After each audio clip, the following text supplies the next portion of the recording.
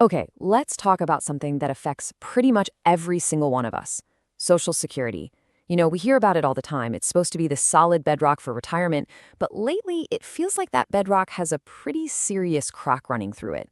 So, what's really going on with the money, and what's at stake for you and me? Let's dive in and break it down. To really get a sense of the urgency here, you just have to look at the calendar. Seriously, the clock is ticking. Some of the latest projections show that the main retirement fund could run short as early as the end of 2032. And by 2035, the whole system, all the combined funds, are expected to not have enough money coming in to pay out all the promised benefits. We're not talking about some far-off hypothetical problem anymore. This is right around the corner. So what happens in 2035 if Congress just does nothing? Well, here's the most important thing to understand. Social Security will not be broke, but, and this is a huge but, it will only have enough money from incoming taxes to pay out about 83% of what it promised. Think about that. For every single retiree, that's an automatic 17% pay cut overnight. For the millions of people who really depend on that check, that would be absolutely devastating. Right, so that looming benefit cut, that's the shortfall everyone's talking about. Let's just be crystal clear about what this really means. This isn't a story about the system going bankrupt. It's a story about a very serious funding gap that we really need to pay attention to. You hear this word, insolvency, thrown around a lot. And it sounds terrifying, right? Like the money's just gone. But for Social Security, it means something very specific. It just means the money coming in isn't enough to cover 100% of the benefits going out. The system will still be sending out checks, but those checks will just be smaller. It's a critical difference. And get this, the problem is actually getting more urgent. An analysis from Social Security's own experts suggests that certain tax proposals, like a bigger tax deduction for seniors, could actually speed up the problem. It could pull that deadline for the main retirement fund forward from 2035 to maybe even late 2032. So this all leads to a really big question. If all the experts have seen this freight train coming for years, why hasn't Congress done anything about it? Well, the answer, as you might guess, has everything to do with politics. You've probably heard this phrase before, right? The third rail. On a subway track, the third rail is the one carrying all the electricity. You touch it, you're toast.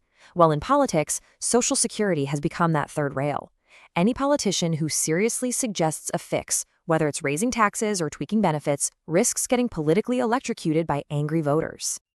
And you can see this political divide playing out right now. On one side, you have President Biden's proposal, which would make people earning over $400,000 pay Social Security taxes on that income. On the other hand, you have some Republican plans that focus on tax changes, like that senior deduction we mentioned, which could actually bring in less revenue. With two ideas that different, it's no wonder we're stuck in a legislative standstill.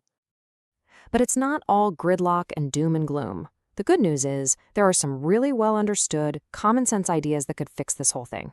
So let's look at the actual pathways to get Social Security back on solid financial ground. Okay, so think of it like this. There are basically four big levers that policymakers can pull. One, they could gradually raise the full retirement age for younger people. Two, they could slightly increase the payroll tax rate for everybody. Three, they could make high earners pay into the system on more of their income. And four, they could tweak the formula for how they calculate inflation adjustments. Pretty much every expert agrees that some combination of these four things would solve the problem. Now, here's where the story takes a really surprising turn. While the politicians in Washington seem totally divided, the American public? Well, they're surprisingly on the same page. The gap between them and the rest of us is pretty stark. I mean, just look at this survey from 2025. When you ask people, hey, would you be willing to pay more in taxes to make sure Social Security is there for the future? Over 70% of Americans say yes. And that's across all party lines: Democrats, Republicans, Independents. That is a massive, overwhelming consensus that just cuts right through all the political noise. And this isn't just an issue for people who are close to retiring. The generations paying the most into the system right now, we're talking Millennials and Gen Z, they are deeply concerned about whether Social Security is even going to be around for them. And they are, quite rightly, demanding a bigger voice in how we fix it. So when you step back, you realize this isn't just a budget problem. This is about a promise. It's a promise that one generation makes to the next. And the decisions we make or fail to make right now are going to echo for decades. And listen to this warning from an expert at the National Academy of Social Insurance. The real cost of doing nothing isn't just a benefit cut in the 2030s. It's setting up our kids and grandkids for a massive crisis when it's their turn to retire. Which really leaves us with one final hanging question. The solutions are there. The American public is largely on board with the goal. We all know the math isn't the hard part here. The politics is. So the real challenge isn't figuring out what to do, it's finding leaders who are brave enough to finally touch that third rail and get it done.